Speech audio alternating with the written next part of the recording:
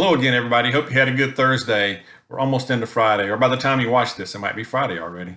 So the pipeline is back up and running, or so they say. The story came out, of course, you probably heard already that they're up and running.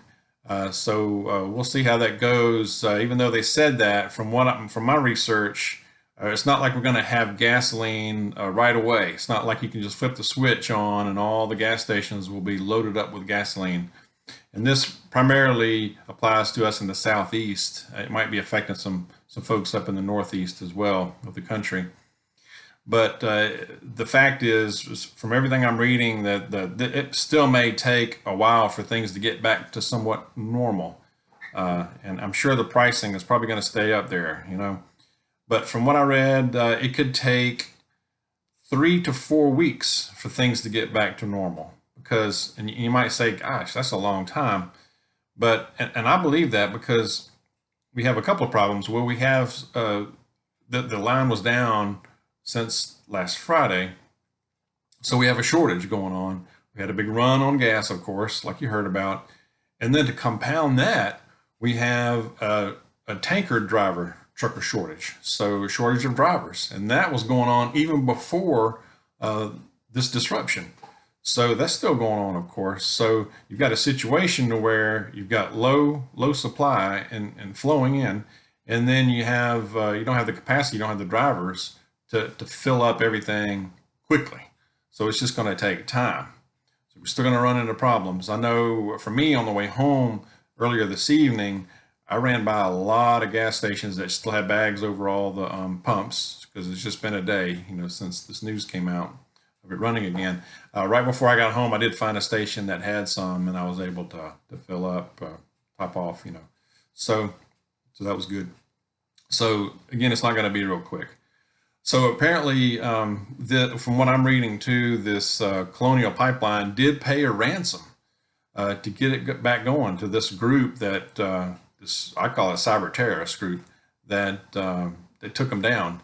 So from what I read, they paid equivalent of $5 million worth of untraceable cryptocurrency to this group.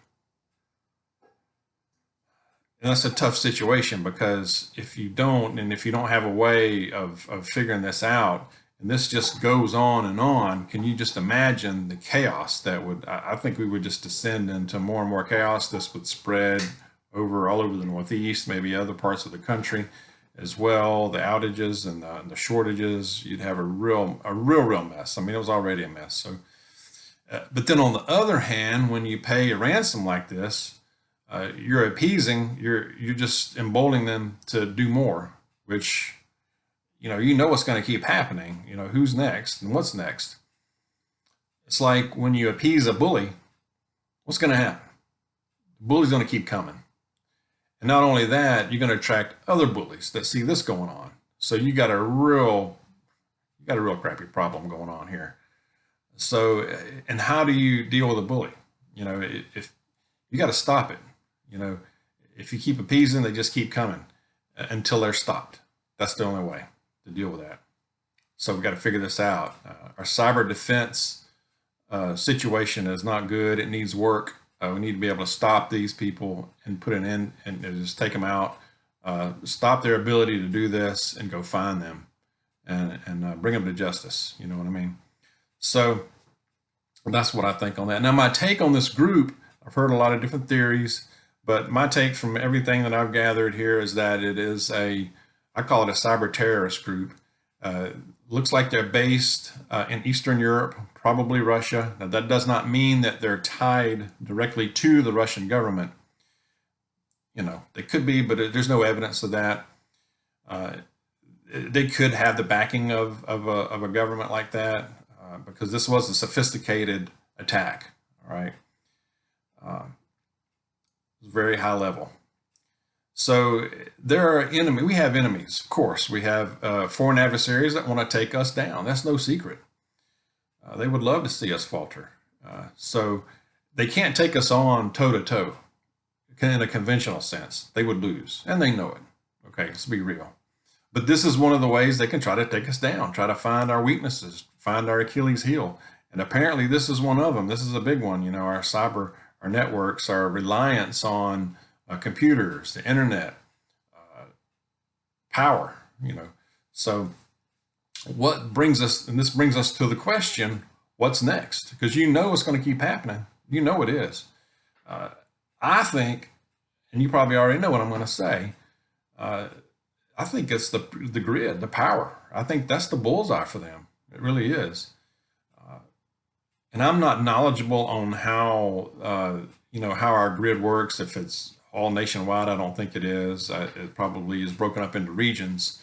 But even if you just took out the power in, say, New York City or Atlanta, and took that out for a week, can you imagine? I mean, after 48 days, people would be already acting like bananas. I mean, look at what happened with the gas shortage since Friday. People are already acting crazy out there.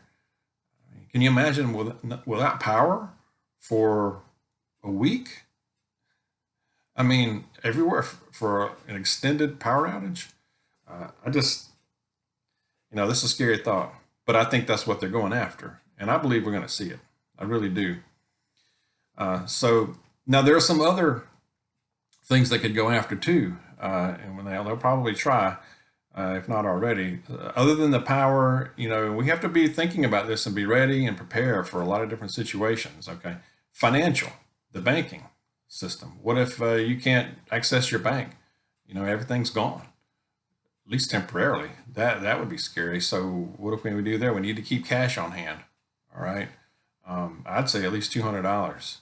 Just keep it out, or if you don't want to keep it in your wallet or purse, spread it out in different places. I think it's good. Now, I think it's good to have cash on hand for a temporary problem. And of course, now, if it's a long-term SHTF situation, I understand cash has no value at that point. I get it.